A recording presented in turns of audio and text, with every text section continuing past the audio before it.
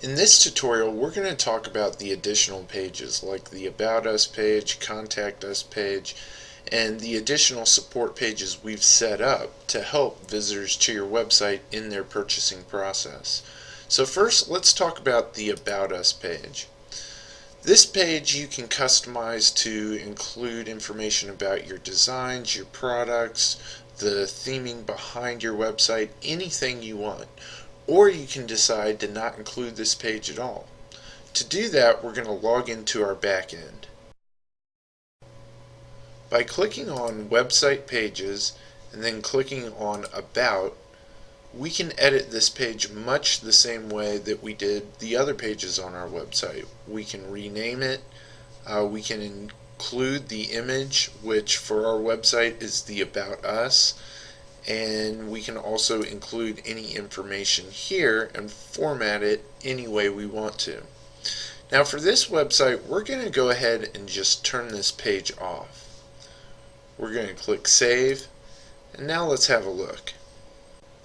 And as we can see, if we go back to the home page, the About Us page is no longer in the navigation bar. Next, we want to take a look at the Contact Us page. By default, our contact information will be listed on all websites created. The reason for this is if there's any customer service issues, we can take care of them. They can contact us directly. Now with the Contact Us form, you can put your email to be notified if someone does send a message via this form. Both of these are completely customizable on the back end. So let's go ahead and take a look at that. By navigating back to our back end, web pages, and then to the contact page, we can edit it just like any of the other pages. We're going to go ahead and rename it to Contact Us. For the body content, we're going to go ahead and leave that blank. Again, you can put any text that you would like in there. For the page image, we're going to go ahead and leave that on. That is the image that says Contact Us. However, you can replace that image or decide not to use it at all. For the contact details, if instead for any reason you want to have your contact details there, you can configure that, you can make that change. However, if you want this to be a completely seamless solution, we suggest that you leave our contact information in there.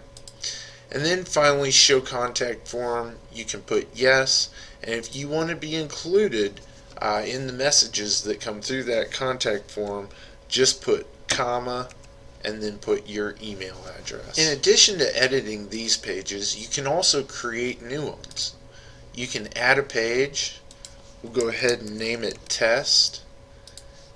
And there's primarily two different pages that you can add. You can either add a HTML page, and you can choose to include any of the elements that we've discussed in earlier tutorials, and then any content here in the body if you just want a page with pure text and images on it, kind of like an About Us page.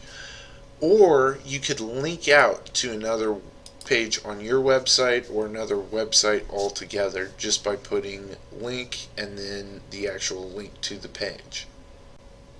You may have also noticed that we have a Request a Quote page, and we also have a designer page. These two pages we're going to discuss more in later tutorials. For the initial setup of your website, they're really not necessary, so we suggest you leave them turned off. The last pages that we wanted to talk about are the ones that are located via the links in the footer of each one of your pages. And these are really pre-configured website pages to help people in the purchasing process. So for example, with product sizes, we've got an overview of all the different products and all the different specifications of them, so that if someone visits your website and wants to know more, they can at a glance. Similarly, we have help guides on how to use the designer, return policies, guarantees, shipping information. These are all pre-configured pages. We highly recommend that you keep them in place. However, you don't have to.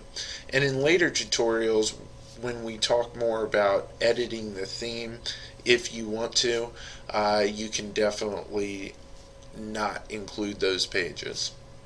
So that's going to do it for this tutorial. I thank you for listening and look forward to seeing you at the next one.